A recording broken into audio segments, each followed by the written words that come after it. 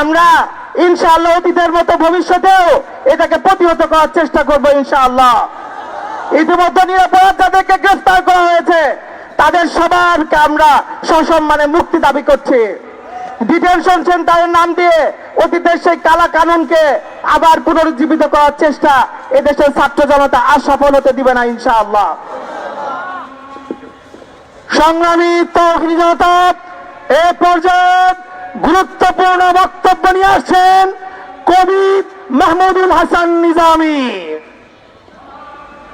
আউযু বিল্লাহি মিনাশ শাইতানির রাজিম। বিসমিল্লাহির রহমানির রহিম। আধিপত্যবাদ বিরোধী সংগ্রামের অন্যতম নির্যাতিত অগ্রনায়ক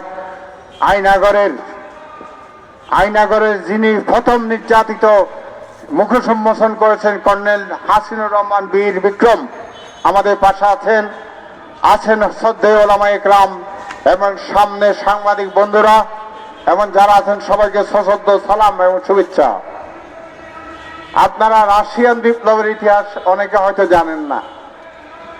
রাশিয়া ছিল তাসখন বোখারা মুসলমান সভ্যতা সংস্কৃতির রাজধানী। সেখানে ইমাম বুখারীর জন্ম হয়েছিল। মুসলমান হাদিস সংকলনের সেই রাজধানী বলা চলে বুখারাকে। ইমাম বুখারীর বুখারা, তাসখন বুখারা। সেই তাসখন বুখারা থেকে মুসলমান ধর্মীয় নাম মুছিয়ে দিয়েছিল একটি পত্রিকা। সেই পত্রিকার নাম আপনারা হয়তো জানেন না অনেকে। সেই পত্রিকার নাম হচ্ছে পাবদা।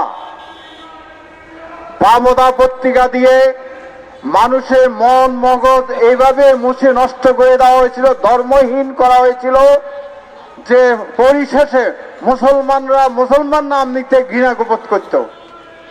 এমনি একটি সেন্টিমেন্ট নিয়ে কাজ করছেন প্রথম আলোর সম্পাদক মতিউর রহমান। কারণ মতিউর রহমান সাহেব ছিলেন কমিউনিস্ট পার্টির একতা পত্রিকার সম্পাদক। কমিউনিস্ট পার্টির comrade mister comrade Motiur Rahman এমন সিস্টেমে বাংলাদেশের মানুষের শিক্ষিত মানুষের মন মগজ পরিবর্তন করছেন যেটা কেউ বিশ্বাস করতে পারবেন না। আমার নাম মাহমুদুল হাসান নিজামী। নিজামী নাম হওয়ার কারণে তিনি লেখা ছাপেন না তার পত্রিকায়।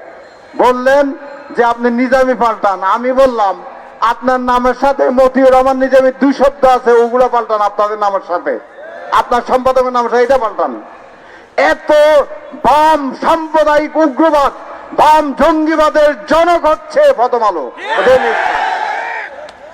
আমি এইভাবে হামলা করা, জ্বালিয়ে দেওয়াকে পছন্দ সমর্থন করছি না, কিন্তু প্রথম আলো বন্ধ করা উচিত। এইভাবে জ্বালাও পোড়া যারা করছে এটা ইন্ডিয়ান এজেন্ডা, এটা জন সেন্টিমেন্ট। আজকে যারা জনাব তারেক রহমানকে খাম্বা তারেক করে নাম বিকৃত করেছিল প্রথম আলো তার গোষ্ঠীরা, বিএনপি জনপ্রিয় এমপি সালাউদ্দিন সাহেবের নামের সাথে দোষ সালাউদ্দিন খারাপ খ্যাতি সংযোগ করছিল প্রথম আলো। এভাবে অনেক সম্মানিত মানুষের নাম বিকৃত করে, নাম বিকৃত করা অধিকার কারণ নেই, নাম বিকৃত করছে এই পত্রিকাগুলো।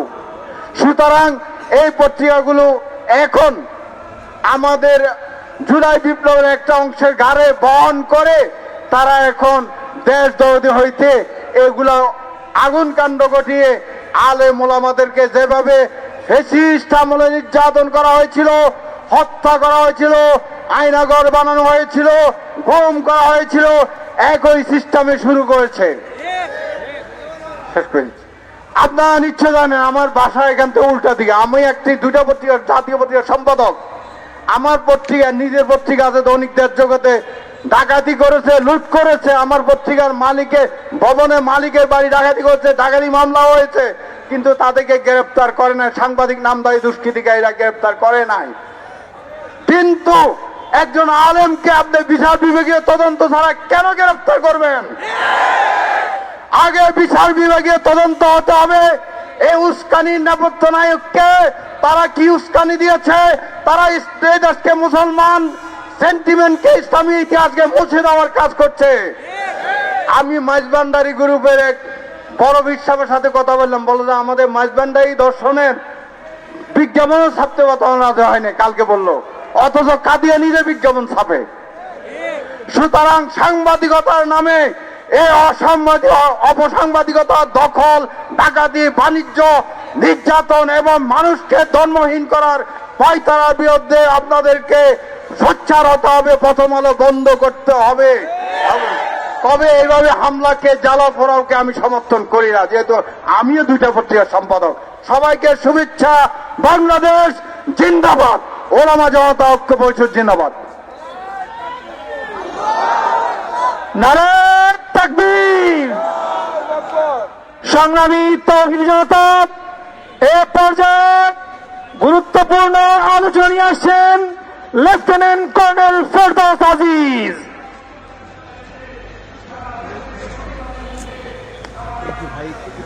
বিসমিল্লাহির রহমানির রহিম। উপস্থিত সবাইকে সালাম, আসসালামু আলাইকুম। 90% মুসলমানের দেশ, 90% যদি দাড়ি টুপি রাখে, কার সমস্যা? সমস্যা ভারতের। কারণ ও ইসলামকে ভয় পায়, ইসলামী শক্তিকে ভয় পায়। আমি জুলাই যোদ্ধা, আহত জুলাই যোদ্ধা, মাথায় 13টা সেলাই। আমি মাঠে ছিলাম, আমি দেখেছি সাধারণ ছাত্রছাত্রীদের সাথে আমাদের এই মুসলিম ছাত্র জনতা, আলেম ওলামা মুসলিম ভাইরা ছিল মাঠে। তাদের ভয় ওইখানেই তাদের ভয়, যাতে আমরা আধিপত্য, তাদের আধিপত্য আবার যদি তারা ফিরিয়ে আনতে চায়, আমরা যেন নষ্ট না করতে পারি। আবার সেই একটু একটু করে মাথা চালা দিয়ে উঠছে। 18 মাস হয়ে গেছে, তো একটু ডানে বামে অক্সিজেন নিয়েছে। আর প্রশাসনে, রাষ্ট্রযন্ত্রের সব জায়গায় হাসিনার লেসপেন্সাররাই তো রয়ে গেছে। কয়টাকে বিদায় দেওয়া হয়েছে। ওরা একটু দম নিয়ে আবার সহযোগিতা শুরু করেছে পতিত লীগদেরকে, ভারতীয় এজেন্টদেরকে।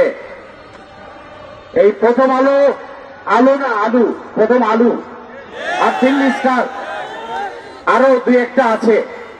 এরা গত 16 বছর হাসিনাকে সহযোগিতা করেছে জঙ্গি নাটক, মৌলবাদী ইত্যাদি ইত্যাদি প্রমোট করার জন্য, তকমা দেওয়ার জন্য ন্যারেটিভ তৈরি করেছে প্রথম আলো, ডেইলি স্টার এবং আরো দুই একটা।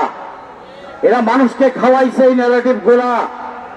সাধারণ মানুষ ভীত ছিল, সবাই প্রতিবাদ করতে পারে নাই। এই ন্যারেটিভ খাওয়ানো আর চলবে না বাংলার এই স্বাধীন বাংলায়। জুলাই উত্তর বাংলায় এই ন্যারেটিভ খাওয়ানো চলবে না।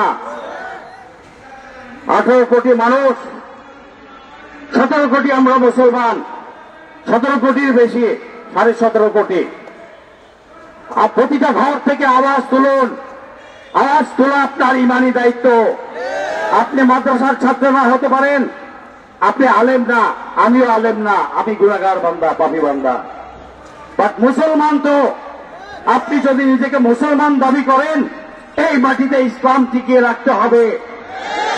আর এর দায়িত্ব শুধু আলেম ওলামাদের নয়, মাদ্রাসা ছাত্রদের নয়, প্রতিটা মুসলমানের, প্রতিটা নাগরিকের। আপনি যদি মনে করেন এটা আপনার দায়িত্ব নয়, তাহলে আপনি মুসলমান পরিচয় দিবেন না। আপনি দিবেন না, ব্যাস, আমার কোনো সমস্যা নাই। আপনি যদি মুসলমান বলেন, আপনার বাবা যদি মুসলমান হয়ে থাকে, আপনার পূর্বপুরুষ যদি মুসলমান হয়ে থাকে, তাহলে এটা ইমানি দায়িত্ব ইসলামকে অনুসরণ করা, ইসলাম ফলো করা, ইসলামকে কায়েম করা। বাংলার মাটিতে ইসলামকে কায়েম রাখতে হবে। মুসলমানের দেশ অনেক করেছে, 54 বছর আমরা সেপারেট হয়েছি শুধু পাকিস্তান থেকে। একটা পতাকা পেয়েছি, একটা মানচিত্র পেয়েছি, প্রকৃত অর্থে স্বাধীনতা আমরা পাইনি। আমাদের এই জুলাই যোদ্ধারা, দুধের বাচ্চারা রক্ত দিয়ে বন্ধুত্ব বরণ করে আমরা আধিপত্য, ভারতীয় আধিপত্যবাদকে দূর করেছি, হাসিনা ফ্যাসিস্টকে দূর করেছি। তারা চাচ্ছে পুনরায় আবার বসতে। দেওয়া যাবে না। প্রতিটা জেলায় জেলায়, পাড়ায় পাড়ায়, মহল্লায় মহল্লায়, অলিগলিতে, গ্রামগঞ্জে, সব জায়গায় আমরা সতর্ক থাকব। আমরা সবাই সতর্ক থাকব। আমাদের সবাইকে নজর রাখতে হবে ভারতীয় আধিপত্যবাদের দোসর যারা, তারা যেন আর আমাদেরকে তাদের উদ্দেশ্য কায়েম করতে না পারে। আর যে সকল মিডিয়ারা আবার দুষ্টামি শুরু করতে চাচ্ছেন, সাবধান হয়ে যান, তাদেরকে আইনের আওতায় আনা হবে। গত 16 বছর ডেইলি স্টার এবং প্রথম আলো যে অপরাধ করেছে, গুম খুনের সাথে জড়িত ছিল তারা, জুলাই হত্যার সাথে জড়িত ছিল তারা, হাসিনাকে প্রমোট করেছে, তার চেয়ে বেশি তারা ভারতের সেবা করেছে। তাদেরকে কেন আইনের আওতায় আনা হয় নাই? আইনের আনতে হবে। আপনি জুলাই যোদ্ধাদের হাদির হত্যাকারীকে না ধরে উল্টা সাধারণ ছাত্র জনতা আলেমোলাদেরকে আবার ধরা শুরু করেছেন ফলস কেস দিয়ে। তাদেরকে মুক্ত করে দিতে হবে অবিলম্বে, বিনা শর্তে। আর কোন ভারতীয় আধিপত্যবাদ চাই না। সবাই সজাগ থাকুন, সবাই চোখ কান খোলা রাখুন। আমরা কোনো কিছু বরদাস্ত করব না এই মাটিতে, ইনশাআল্লাহ। ধন্যবাদ সবাইকে। আসসালামু আলাইকুম। সংগ্রামী তৌহিদ জনতা, আপনারা জানেন এই প্রথম আলো ডেইলি স্টার বিগত 15 বছর যাবৎ তারা যেই সাংবাদিকতাগুলো করেছে, তারা বিএনপির বিরুদ্ধে, তারেক রহমান, খালেদা জিয়ার বিরুদ্ধে শত শত নিউজ করেছে। এই মতিউর রহমান সে বলেছিল যে তারেকের দুর্নীতির বিচার করতে হবে। তারা আলপিনের মধ্যে লিখেছিল তারেক তেলের মধ্যে ডুবে যাচ্ছে। এই নির্দিষ্ট প্রথম আলো ডেইলি স্টার আজকে সেই তারেক রহমান বিএনপির দালালি করা শুরু করেছে। বিএনপিকে বুঝতে হবে এই প্রথম আলো ডেইলি স্টার যদি কারো বন্ধ হয়, তার ধ্বংসের জন্য আর কিছুর প্রয়োজন নাই। সংগ্রামী তৌহিদ জনতা, এই পর্যায়ে গুরুত্বপূর্ণ অভিযান নিয়ে আসছেন বৈষম্যহীন কারামুক্তি আন্দোলনের জয়েন্ট সেক্রেটারি মাওলানা সাইফুল ইসলাম। আসসালামু আলাইকুম ওয়া রাহমাতুল্লাহি ওয়া বারাকাতুহু। শুরুতেই কবি নজরুলের ভাষায় বলতে চাই, দিনে দিনে বহু বাড়ি আছে দেনা, শুধিতে হইবে ঋণ। হাদির খনিদের ধরার কোন মুরদ এই ইন্টারিমের নাই। নিরীহ আলেম ওলামা এবং তৌহিদি জনতাকে গ্রেফতারের নাটক সাজানো শুরু করেছে ইতোমধ্যেই। আমরা বাংলাদেশ সরকার, ইন্টারিম এবং স্বরাষ্ট্র উপদেষ্টা কিংবা আইন উপদেষ্টা এবং বাংলাদেশ প্রশাসনকে বলতে চাই, আপনারা মাজলুমের বদদুয়াকে ভয় করেন। হাদিসে আসছে ইত্তাকি দাওয়াতাল মাজলুম। একই সাথে আপনাদেরকে মহান আল্লাহ তাআলার কোরআনের নির্দেশনা শোনায়া দিতে চাই, ওয়ালা তাহসাবান্নাল্লাহা গাফিলান আম্মা ইয়ামালুজ জালিমুন। জালেমরা যা কিছু আজ করছে, আমার আল্লাহ তার সম্পর্কে অনবগত নন। এই বাংলাদেশ প্রশাসনকে আমরা আরো বলতে চাই, আপনারা আপনাদের কর্মফলকে ভয় করুন। হাসিনা 2010 সাল পরবর্তী সময়ে আন্তর্জাতিক অপরাধ ট্রাইব্যুনাল গঠন করেছিল। 2013 সালে এবং তার পরবর্তী সময়ে যুদ্ধ অপরাধীর নামে নাটক সাজিয়ে অনেক নিরীহ প্রাণকে হত্যা করেছিল। সালাউদ্দিন কাদের সুস্পষ্ট ভাষায় বলেছিলেন যে এই আন্তর্জাতিক অপরাধ ট্রাইব্যুনাল বাকি থাকুক, একদিন এখানে শেখ হাসিনারও বিচার হবে। 24 পরবর্তী বাংলাদেশে আমরা সুস্পষ্ট দেখেছি এই একই আন্তর্জাতিক অপরাধ ট্রাইব্যুনাল শেখ হাসিনার ফাঁসির নির্দেশ দিয়েছে। 24 পরবর্তী সময়ে আমরা বলতে চাই, এদেশে মুজিববাদ কখনোই টিকবে না। সুতরাং মুজিবের 74-এর যে ডিটেনশন আইনকে প্রয়োগ করে নিরীহ নিরপরাধ একজন আলেম এবং আতাউর রহমান বিক্রমপুরীর মতন জুলাই যোদ্ধাকে গ্রেফতার করা হয়েছে, আমরা সুস্পষ্ট ভাষায় বলতে চাই, আপনাদের এই আইন প্রয়োগ নিঃসন্দেহে পূর্বের সেই ফ্যাসিজমকে প্রতিষ্ঠা করছে। এই আতাউর ইসলাম জনতা সেই পূর্বের ফ্যাসিজমকে আর ধরে রাখতে দিবে না। আপনাদের বিরুদ্ধে ফুসলে উঠবে এই তৌহিদি জনতা। সুতরাং নিজেদের কর্মফলকে ভয় করুন। আবারও বলছি, আপনারা আল্লাহকে ভয় করুন এবং নিজেদের কর্মফলকে ভয় করুন। আমি আমার সংক্ষিপ্ত বক্তব্য এই বলেই শেষ করছি। ওয়া আখিরু দাওয়ানা আলহামদুলিল্লাহি রাব্বিল আলামিন। মাশাআল্লাহ। সংগ্রামী তৌহিদ জনতা, এই পর্যায়ে গুরুত্বপূর্ণ সংক্ষিপ্ত বক্তব্য নিয়ে আসছেন বৈষম্যহীন কারামুক্তি আন্দোলনের জয়েন্ট সেক্রেটারি মুফতি আল আমিন সাকি।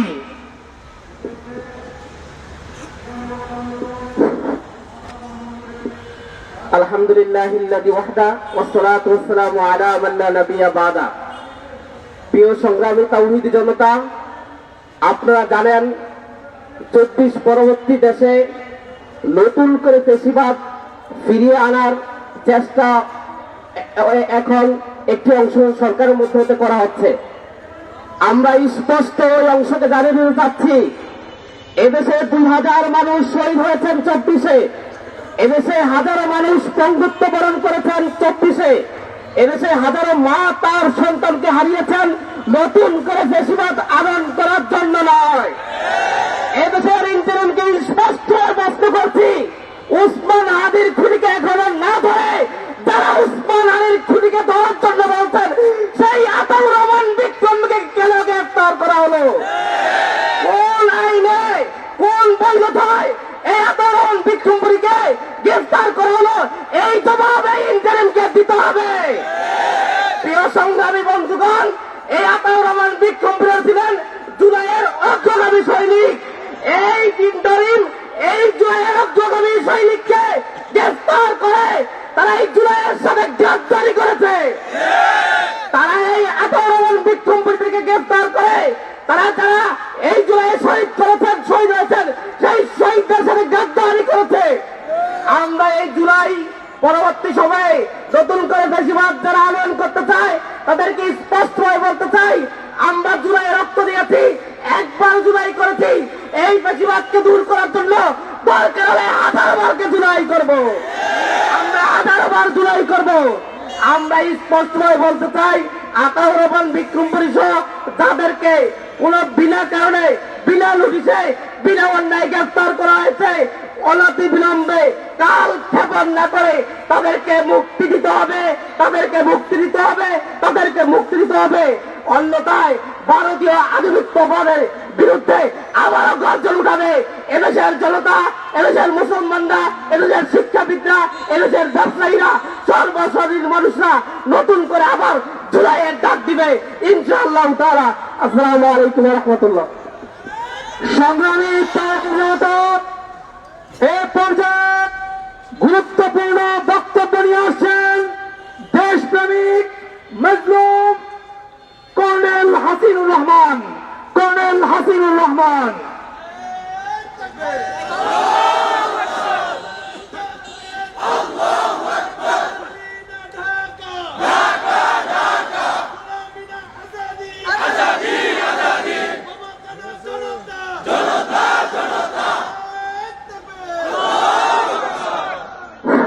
বিসমিল্লাহির রহমানির রহিম।